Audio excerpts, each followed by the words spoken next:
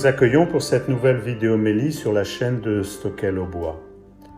Après la proclamation de l'Évangile et l'homélie de l'abbé Philippe Maouet, c'est Vinciane Gotz qui nous parlera de ces icônes en général et de celle de l'Annonciation en particulier. Vous verrez ensuite un reportage de Georges Litz sur la façon dont la paroisse a fêté Saint Alix dans la tente chapelle installée aux Fraternités du Bon Pasteur. Bonne célébration.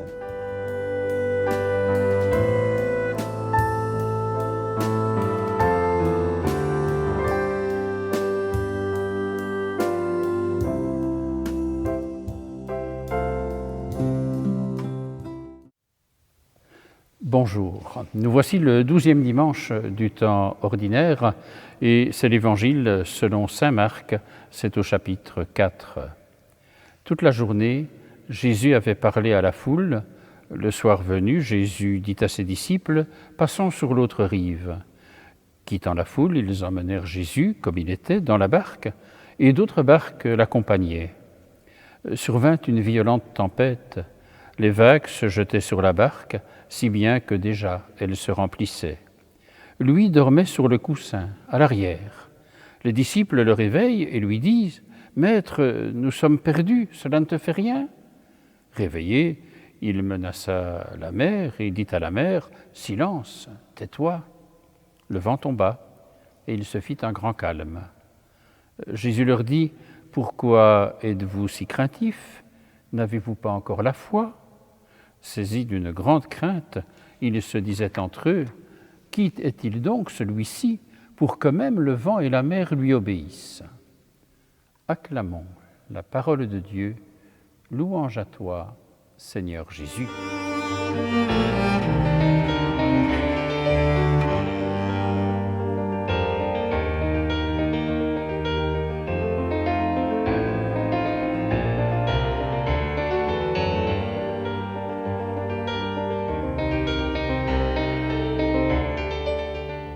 Frères et sœurs, vous l'avez entendu, l'évangile de ce dimanche, c'est l'évangile qu'on appelle communément l'évangile de la tempête apaisée. Au fond, c'est un évangile en contraste. Il y a d'un côté la tempête qui est violente, dit l'évangile, et puis de l'autre, il y a Jésus, dont l'évangile nous dit qu'il dort sur le coussin à l'arrière, au cœur de la tempête. Alors, la question de l'évangile est celle de dire, mais quel est-il cet homme ? Quel est-il cet homme à la fois qui dort lorsque la tempête est là et qui, lorsqu'il parle, fait que la tempête s'apaise? Qui est donc cet homme? Et donc c'est la question en fait de tout l'évangile. Qui est Jésus? Et je crois que nous pouvons à partir de cet évangile de la tempête apaisée rejoindre la question qui est la question de fond de tout l'évangile, mais qui est donc cet homme? Qui est donc Jésus? Et la réponse, elle est encore sous forme de question. Quel est celui qui a le pouvoir sur la mer? Quel est celui qui a le pouvoir sur la création? Sinon, Dieu lui-même. Encore faut-il bien comprendre de quel pouvoir il s'agit. Et puis à travers aussi, je dirais, Jésus qui dort ainsi dans la tempête, c'est aussi toute la question de la présence ou de l'absence de Dieu qui est posée. Dieu n'est pas toujours présent à la façon dont nous l'imaginons. On l'imagine parfois comme un Dieu magicien qui vient résoudre nos problèmes. On verra que Jésus est celui qui nous dit « Soyez co-créateurs avec moi, participez à l'œuvre créatrice finalement ». Mais ici, restons avec cette question qui, je vous le disais, est celle de tout l'Évangile, la question de Dieu. C'est la question de Dieu qui est posée. Dans l'Évangile, bien sûr, mais je dirais plus largement dans toute la Bible. Et lorsqu'on regarde, que ce soit le livre de Job, que ce soit les psaumes, c'est chaque fois cette question de qui est Dieu que nous pose la Bible. Et il y a notamment dans les psaumes cette parole qui est de dire « Tu as donné assise à la terre ». Et Dieu, en fait, dans la Bible, est celui qui maîtrise les éléments, mais pour les mettre au service de l'homme, ou pour que l'homme, le peuple aussi, puisse relire à travers cette histoire comment Dieu agit au cœur de leur histoire. Je prends un exemple. Il y a le peuple de Dieu qui a été libéré de l'esclavage d'Égypte. Il traverse la mer Rouge pour être dans le désert vers la terre promise. Et donc, il y a le passage à gué de la mer Rouge. Donc, il y a la possibilité de faire en sorte que le peuple puisse passer ce qui est un gué peut-être, mais il y a une relecture qui permet de dire, eh bien, Dieu permet que nous puissions faire ce chemin. Alors, c'est véritablement toute la question qui est posée de savoir qui est Dieu, je vous le redis, la question qui est au cœur de la Bible. Et puis alors, c'est un évangile qui nous conduit de surprise en surprise. Quand on relit l'évangile, on commence par nous dire « passons sur l'autre rive », on y vient tout de suite. Il y a la tempête, qui est violente, dit l'évangile, et le sommeil de Jésus. Il y a l'autorité de Jésus qui dit « silence », et la mer lui obéit. Et puis enfin, il y a la crainte, je dirais la crainte au sens de l'honneur, ce n'est pas la crainte d'avoir peur, hein. L'honneur donné, l'émerveillement quelque part même des disciples devant ce qui se passe devant leurs yeux. Et puis alors vient une question un peu surprenante de Jésus qui dit « Mais pourquoi avez-vous peur? Comment se fait-il que vous n'ayez pas la foi ?» Mais Jésus semble étonné de leur manque de foi. On peut comprendre, hein, au cœur de la tempête, il y a Jésus qui est sur le coussin à l'arrière et qui dort. Et il faudrait qu'ils aient la foi. Mais justement, c'est de savoir quelle est la foi, c'est de continuer à faire confiance. Cela veut dire notamment, et je crois que c'est important dans des textes comme ceux-ci, de comprendre que Jésus n'est pas un magicien qui viendrait résoudre les problèmes finalement. Non, c'est toujours de dire, eh bien, soyez co-créateurs, comme je vous le disais, soyez féconds, multipliez-vous, dira Dieu au début de la Bible, dans le livre de la Genèse. Maîtrisez la création et toute l'actualité de Laudato Si et de tout ce qui concerne l'intégrité de la création, pour le dire ainsi, sont d'une brûlante actualité, mais c'est notre responsabilité. Et Dieu nous invite à participer à son œuvre, de ne pas faire des bêtises, de ne pas être des apprentis sorciers. Pour prendre un exemple un peu simple, de ne pas aller construire des maisons, évidemment, sur les flancs d'un volcan qui est encore en éruption, ça c'est évident, on le sait, mais il y a plein d'autres conséquences qui peuvent être celles de notre responsabilité humaine pour participer finalement à cette œuvre créatrice de Dieu et à ce qu'est la création. Alors nous voici aujourd'hui avec cet évangile qui nous dit que le Seigneur est présent, mais qui demande notre attitude de foi, que nous fassions le pas de la foi. Et alors pour cela, et je reviens avec la première parole de cet évangile qui nous dit « passons sur l'autre rive ». Eh bien peut-être que de passer sur l'autre rive, c'est de nous convertir au vrai visage de qui est Jésus, à la véritable présence qui est celle de Dieu, et tout cela finalement dans une démarche de confiance et de foi. Dieu veut notre bonheur, Dieu veut notre bien, il est celui qui nous est présent, pas à la façon d'un Dieu magicien, je le redis, mais à la façon d'un Dieu Père, d'un Dieu aimant et d'un Dieu qui est dans toutes les prévenances et les bienveillances par rapport à ces créatures que nous sommes. Alors, passons sur l'autre rive. Amen. Tandis que les disciples montaient dans la barque pour aller au-devant de lui sur l'autre rivage, Jésus gravit la montagne à l'écart pour prier. L'invitée de la vidéomélie de ce dimanche, c'est Vinciane Gotz. Elle a été professeure à l'école primaire Mater Dei et elle prend ces jours-ci sa pension. Elle entre dans sa retraite. Et elle a été durant de nombreuses années professeure de religion, notamment, elle va le dire, en première et deuxième primaire de l'école Mater Dei francophone. Et donc c'est son témoignage qui va nous être proposé, mais caractéristique de Vinciane, elle est aussi celle, non pas qui peint des icônes, car on ne peint pas des icônes, mais qui écrit des icônes. Car une icône raconte une histoire, et l'histoire qui est l'histoire de Marie, de l'Annonciation dont elle nous parlera et qu'elle nous montrera. Alors nous pouvons maintenant écouter son beau témoignage et aussi nous émerveiller devant la beauté des icônes qu'elle, non pas qu'elle peint, qu'elle écrit. Et je vous invite à la suivre. Voilà, comme Philippe vient de me le dire, me voilà à quelques jours de ma pension, de retraite, comme on dit. Et c'est bien sûr le moment de me mémoriser le chemin parcouru et d'y retrouver les bases de cet engagement pris en tant que titulaire du cours d'éveil religieux pour les enfants de première et deuxième primaire à l'école Mater Dei. Mais qu'attend-on du cours de religion, de celle ou de celui qui l'animera dorénavant? Question importante qui me remettent aujourd'hui encore en question. Quelle place y ai-je eue? C'est d'abord un lien très profond qui m'unit à l'école Mater Dei, puisque cela fait maintenant 58 ans que j'y grandis. J'y ai fait toute ma scolarité, des maternelles, primaires ou secondaires, en passant par l'école normale Mater Dei, pour finalement y enseigner. Après une dizaine d'années en troisième primaire, la direction de l'époque ouvrait une classe religion pour le premier cycle et c'est tout naturellement que j'ai accepté cette nouvelle fonction de professeur de religion que j'exerce depuis une vingtaine d'années maintenant. C'était un bouleversement pour moi, une nouveauté, un âge différent d'élèves. Pas facile tous les jours, mais que du bonheur. J'ai dû beaucoup me documenter, participer à des formations, mais aussi me laisser porter par les enfants eux-mêmes et également faire ressurgir et ajuster l'éducation religieuse reçue à la maison ou encore faire appel aux différentes animations vécues auprès de jeunes et faire confiance.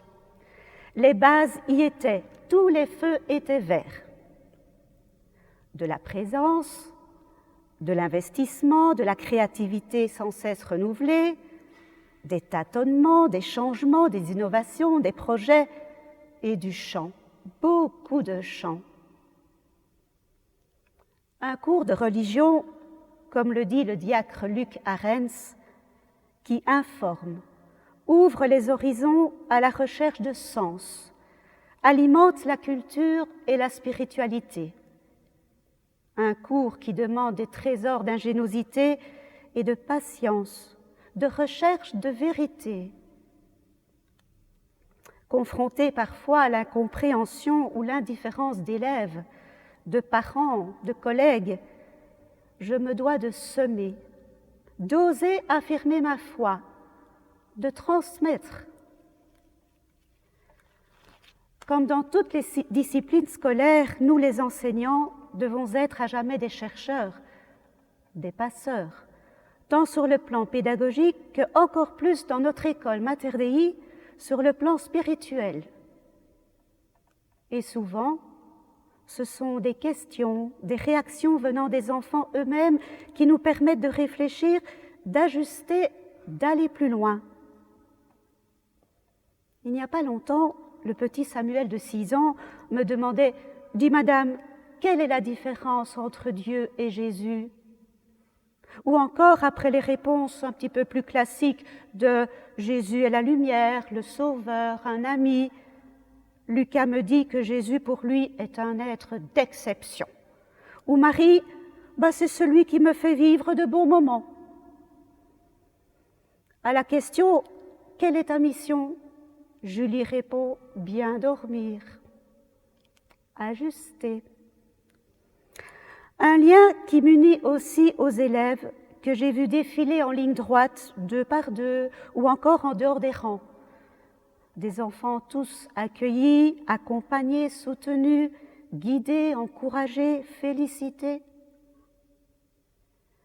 À l'école, j'accueille les enfants dans mon propre local. Et pour beaucoup d'entre eux, le mot local ne leur dit pas grand-chose et est souvent traduit par bocal, en tout cas par les plus jeunes. Parfois encore, ils me demandent « On va dans ton salon aujourd'hui, madame ?» ou encore « Dans ta chambre ?» C'est dire qu'ils y sentent bien et protégés. De la joie de les voir évoluer dans leur tête, dans leur corps, dans leur cœur, les voir grandir, s'épanouir tout au long de leur scolarité, leur donner une certaine orientation de vie, un sens certain, les aider à accueillir les Écritures, les comprendre, exprimer leur foi ou en tout cas leur tâtonnement, leur découverte, tout en vérité et librement. Et puis il y a aussi ces petites surprises de l'inattendu, quand Siméon devient le vieux néon, quand quel est le mot qui te fait grandir est le mot PlayStation. Quand Jésus ressuscité devient Jésus est recyclé. Oh, tu sais, madame, je suis née le même jour que mon anniversaire. Que de fraîcheur, de candeur. Un lien encore qui m'unit avec la paroisse Saint-Alix, dont l'école Mater Dei dépend, par l'une ou l'autre animation à l'église présidée par l'abbé Philippe Maouet. Mais qu'est-ce qu'un prêtre? Paul y voit l'homme en blanc.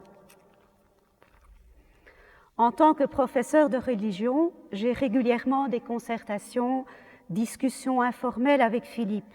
Par exemple, sur l'avenir de l'Église et ses difficultés ou ses joies, le rôle des parents dans l'éducation à la foi, l'avenir du cours de religion, la mission de nos écoles catholiques ou le partage de mes expériences vécues en classe, la découverte de témoins d'aujourd'hui.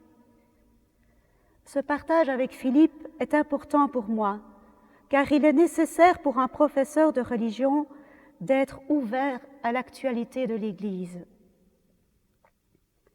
Et comme je vous le disais au début de ce partage, un lien tout spécial m'unit à Mater Dei École, mais d'abord et avant tout à la communauté des sœurs annonciades d'Éverlé, fondatrices de Mater Dei, qui sont encore très présentes en moi aujourd'hui. C'est cet esprit annonciade, ce petit supplément d'âme qu'il y avait à l'époque qui a été fondateur de mon parcours au sein de Mater Dei. Depuis quelques années, j'écris des icônes que j'interprète avec ma personnalité, mes couleurs, ma prière. L'écriture d'icônes complète bien le cours de religion, car dans l'icône, on y scrute une histoire.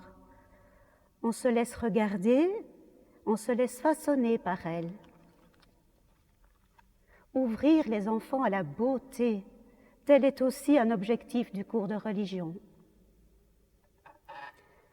L'icône de l'Annonciation prend évidemment sens dans mon parcours, puisqu'elle est au cœur de toutes les écoles et communautés annonciades. Les annonciades qui associent leur oui à celui de Marie, acceptent de s'ouvrir à la vie et d'entrer dans son projet créateur.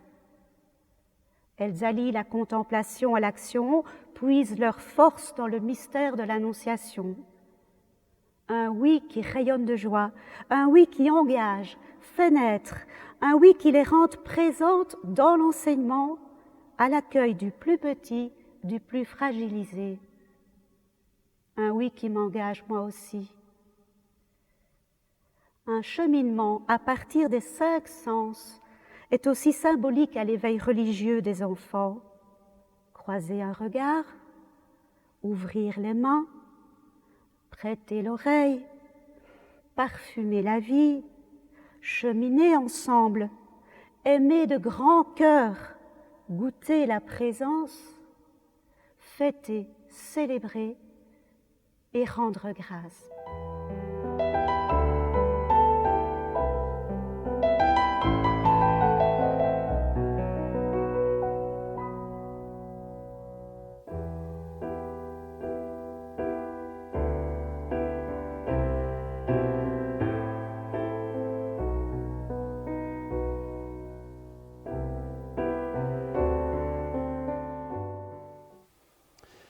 Il y a eu le week-end des 12 et 13 juin dernier, dans la tente chapelle que nous avions dressée aux Fraternités du Bon Pasteur, nous la paroisse Saint-Alix, un bel événement qui était celui de la fête de Saint-Alix.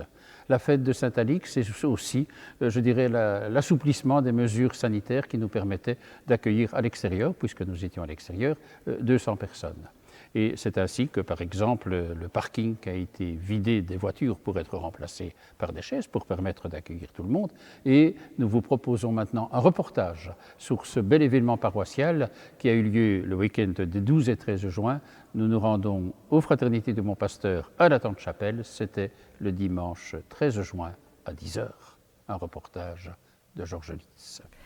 Durant plus d'un mois, les célébrations en plein air de la paroisse Saint-Alix ont eu lieu sur la tente chapelle, dressée aux Fraternités du Bon Pasteur.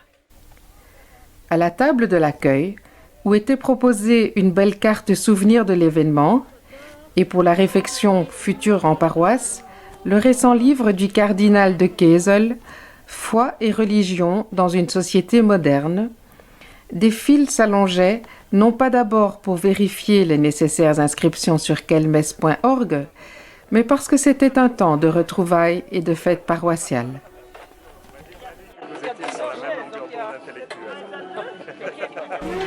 Bienvenue, nous allons tout doucement commencer la célébration.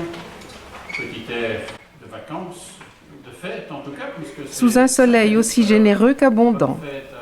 Sur le parking, des chaises avaient remplacé les voitures pour permettre à la joyeuse assemblée de trouver place à la fois sous la tente et sur le parking. Il n'y en a pas l'entrée. Et chanter, prier, célébrons le Seigneur.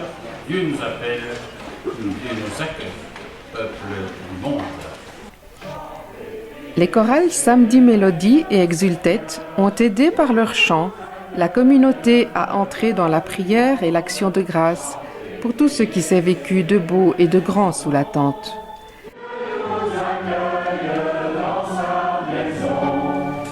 J'espère qu'à l'extérieur, on est tous à l'extérieur, on entend bien, sinon vous faites signe, merci François et d'autres, voilà, que nous puissions vivre cela, et merci, on le redira tout à l'heure, mais à la sono qui permet d'être... Il y eut aussi la sonorisation de grande qualité, le service d'accueil attentif à chacun, chacune, les services de la sacristie et des lecteurs, les liturgies d'enfants et des jeunes, et tout ce qui fait la vie d'une paroisse sous la tente. Au nom du Père, du Fils, du Saint-Esprit. Amen. Merci Jésus de nous réunir tous ensemble avec ce beau soleil qui s'appelait comment votre ami Alix. Bien Marie. Ils avaient une fille qui s'appelait Alix et comme tous les parents, ils aimaient très très fort leur fille. Et malheureusement, elle avait une maladie et elle est décédée. Nous avons passé plusieurs semaines, plus d'un mois, sous cette tente chapelle. Tant de grande spiritualité aussi, car la tente chapelle nous rendait contemporains des peuples de la Bible, pour qui la tente était souvent le seul logement, mais surtout le lieu de la rencontre et de la présence, celle de Dieu et celle des hôtes. Qui deviendront, j'en suis certain, les sillons féconds sur lesquels nous pourrons mettre nos pas dans ceux du Christ. Et vous le savez, rien ne remplace la présence qui dit d'abord la joie d'être ensemble. Et puis, il y a dans la tente, je dirais, l'expérience qui est celle d'une dynamique du provisoire, pour reprendre encore une expression de Thésée. Il y a un certain inconfort quand même, qui nous oblige à ne pas nous installer. Mais nous sommes toujours prêts à partir de là, à repartir vers l'étape suivante, qui bénéficiera de tout ce qui a été vécu à l'étape actuelle.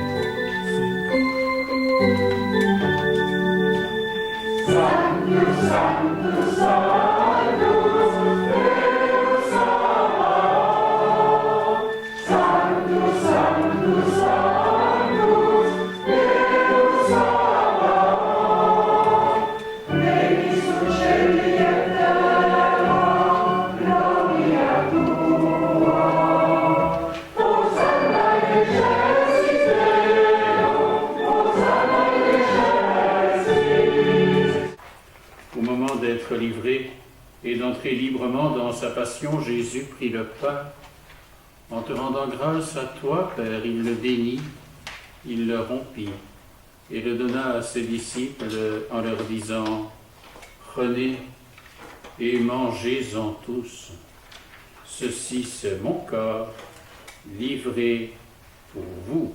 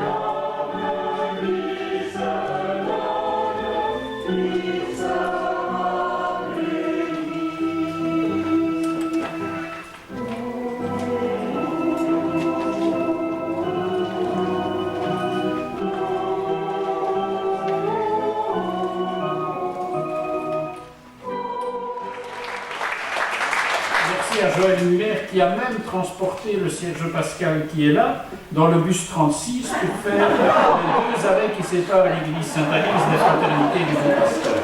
C'est vrai, hein? Temps de réelle fraternité. La tente chapelle aura aussi permis des temps de rencontres et de retrouvailles.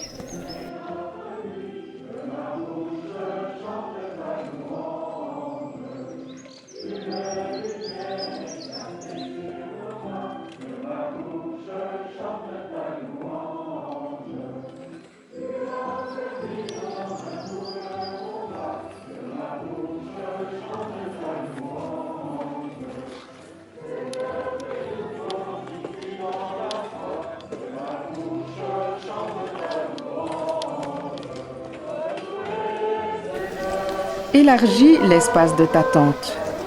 Cette parole du prophète Isaïe nous aura guidés dans notre façon de mettre l'Évangile et l'hospitalité au cœur de cette belle expérience spirituelle et fraternelle. Merci à Vinciane Gotz pour son témoignage, pour ces belles icônes aussi. Et puis merci à tous ceux qui ont participé à ce bel événement des 12 et 13 juin à la Tente Chapelle, aux Fraternités du Bon Pasteur.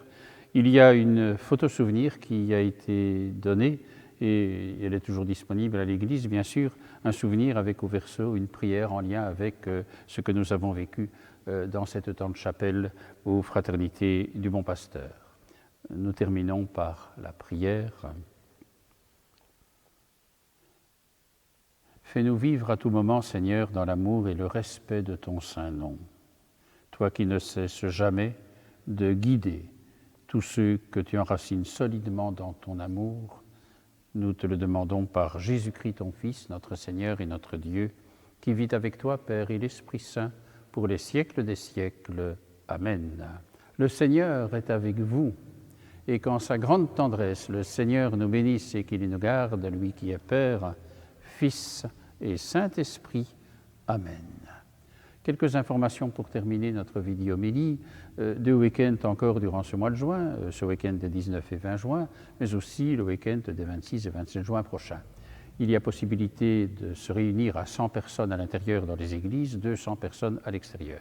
Durant le mois de juin, nous allons poursuivre les inscriptions sur quelmesse.org. Ça fonctionne bien, ça permet de s'organiser, d'ajouter éventuellement une Eucharistie. Donc voilà, quelmesse.org. Mais à partir du mois de juillet, nous pourrons organiser les célébrations avec 200 personnes à l'intérieur et 400 à l'extérieur.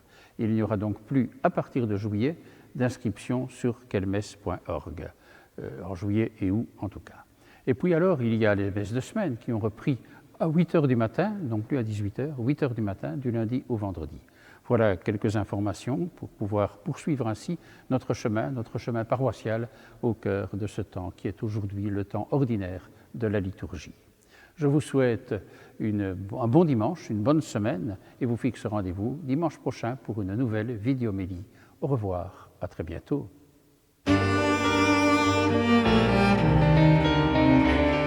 En nous, cette tempête à mort, et toi dans cette barque tu dors. Réveille-toi, nous sommes démontés, et dans les bras, viens nous apaiser. Nous naviguons vers l'autre rive, Réveille-toi, mais nous allons à la dérive. et dans les bras, Et tous ces vents nous rendent fous. Sans toi, Seigneur, où irions-nous?